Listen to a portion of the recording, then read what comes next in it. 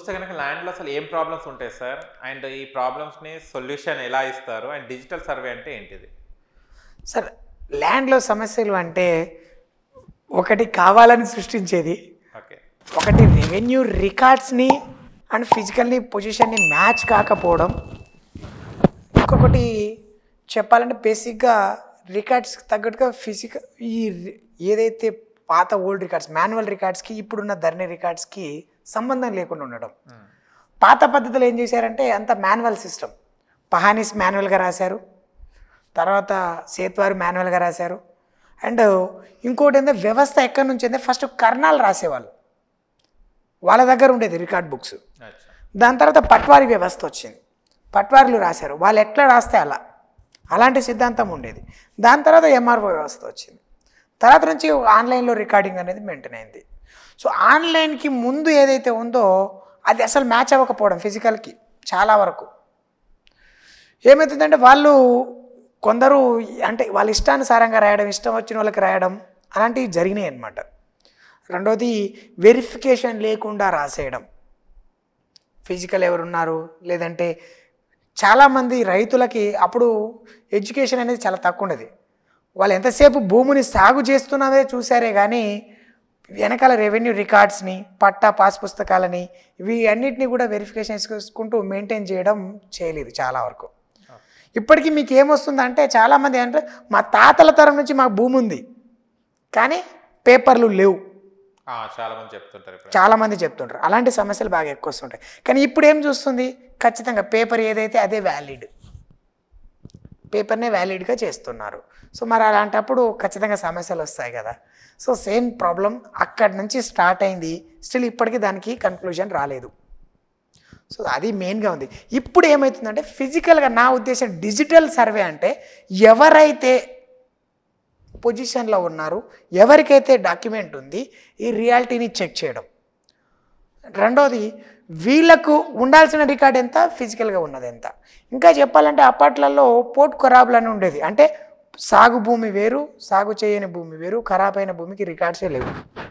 కొన్ని రికార్డ్స్ ఉన్నాయి, కొన్ని రికార్డ్స్ లేవు. కానీ ఇప్పుడు ఏమైతుంది, అంతా రానదంతా కూడా లెవెల్ అయిపోయింది, అంతా మూడు ఒకే స్టేజ్కి వచ్చేసాయి.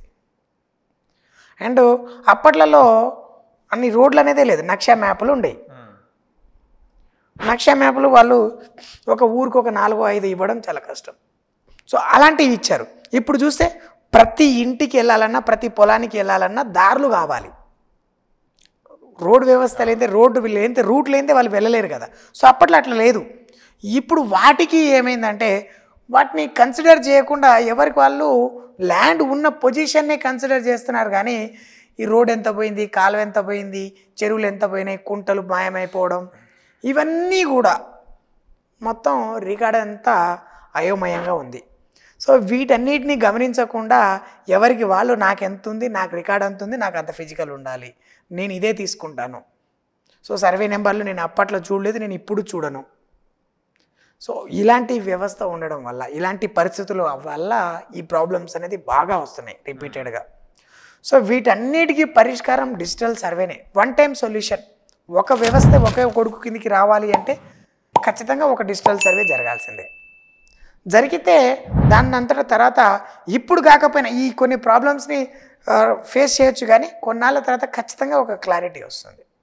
నెక్స్ట్ జనరేషన్కి అయితే డెఫినెట్లీ వన్ టైం సొల్యూషన్, వాళ్ళకైతే దీనిపైన ప్రాబ్లం రాదు. సో దీనంతా చేయాలంటే పాత రికార్డ్స్ని, కొత్త రికార్డ్స్ని, ఓల్డ్ సిస్టమ్ని, సాదా బైనామాల ద్వారా ఎవరికి రిజిస్ట్రేషన్ జరిగినాయి అంటే చాలా రకాల ల్యాండ్లో ఎన్నో రకాలు ఉన్నాయన్నమాట. ఇప్పటికీ సమ్ 140 చేంజ్ సెక్షన్స్ ఉన్నాయి.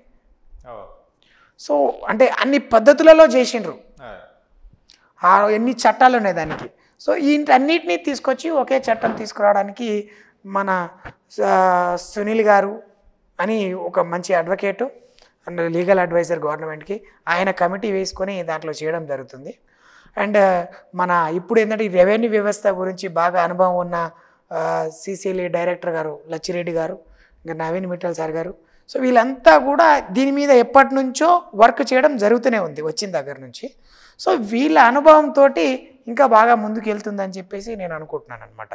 సో ఎందుకంటే వీళ్ళంతా కాకపోతే ఫీల్డ్ మీదకి వెళ్ళి చేయాలి ఇదంతా కూడా, దానికి సరైన టీంని ఫామ్ చేయాలి, సరేనా.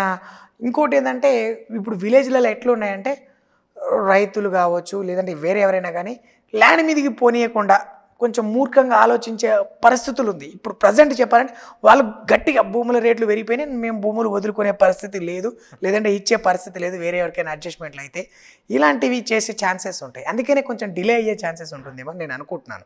సో అంటే ఆలోచన ధోరణి మారాలి. నిజానికి నాకెంత హక్కు ఉంటుందో నేను దాన్ని అనుభవించాలి.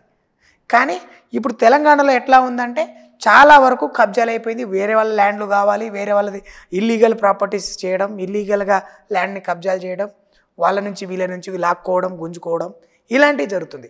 వీటన్నిటికీ బ్రేక్ పడాలి అంటే ఇది ఖచ్చితమైన మార్గం, ఒకే ఒక్క మార్గం.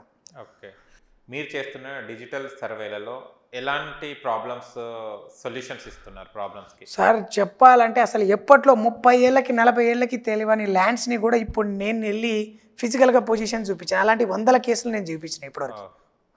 స్టిల్ ఈరోజు కూడా నేను ఎర్లీ మార్నింగ్ 6 o'clockకి వెళ్ళి వాళ్ళు లేఅవుట్ ఎప్పుడు 1990లో కొంటే ఇప్పటికీ లేఅవుట్ ల్యాండ్ ఎక్కడ ఉందో తెలియదు వాళ్ళకి. సో ఈరోజు వెళ్ళి వాళ్ళకి చూపించి వచ్చాను, లేఅవుట్ ప్లాట్కి మార్కింగ్ ఇచ్చేసి వచ్చాను. కొంత ఎంక్రోచ్మెంట్లు జరిగింది. సో అక్కడ మాట్లాడేసి ఇది మీది కాదు, వీళ్ళది ఏ రూపంగా వచ్చింది, ఎలా వచ్చింది అనేది క్లియర్గా వాళ్ళకి వీళ్ళకి ఎక్స్ప్లెనేషన్ ఇచ్చి అది చూపించి వచ్చాను నేను. సో అది 100% కరెక్ట్ అని వాళ్ళకి ప్రూవ్ చేస్తాం. ఎలా వచ్చింది, వీళ్ళకి ఎలా వచ్చింది, మీకు ఎలా వచ్చింది, రెండింటిని వెరిఫికేషన్ ఫిజికల్ డాక్యుమెంట్కి ఫిజికల్కి వెరిఫికేషన్ చేస్తే నీది ఎక్కడ ఉందో నేను చూపిస్తా. సో ఈ కాన్సెప్ట్ బేసిక్గా నీకు ఏ సర్వే నెంబరు, ఏ ల్యాండ్, ఏ సర్వే నెంబర్లో ఏ ల్యాండ్ తీసుకోవాలి, ఎవరు తీసుకున్నారు, ఎందుకు తీసుకున్నారు, వాళ్ళకి డాక్యుమెంట్ ఉందా లేదా, ఇవన్నీ వెరిఫికేషన్ చేస్తాం. వీళ్ళకి టీపన్స్ కావాలి, విలేజ్ మ్యాప్స్ కావాలి, బయట దొరకదు, మనం అరేంజ్ చేపిస్తాం.